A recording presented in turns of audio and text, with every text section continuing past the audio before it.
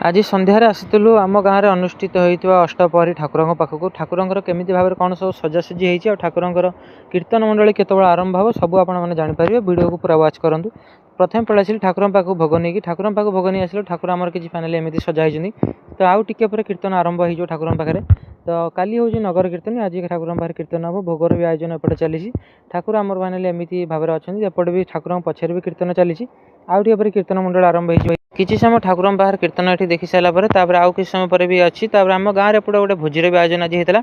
तो भोजर निमंत्रण आमको दिया किसी समय ठाकुर पाखे देखी सारापर पलि आसलु आम भोजी खायापी तो भोजी प्रथम गोटे पत्र देले पत्र गोटे पानी तो आज पूरी आउ डालमा होती आहरी भी आइटम भी बहुत आज होती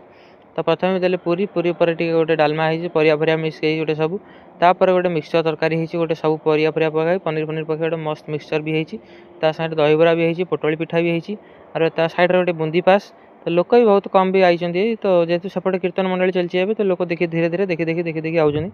तो प्रथम पलि आसलु आम खाया आरंभ हम तापर मिठा रसावली निमिकी एमती बहुत सारा अच्छी आइटम किसी तो पत्र पूरा फुल होगा आइटम तो आइटम तो आप देखिए तो आइटम भी कही हेनी।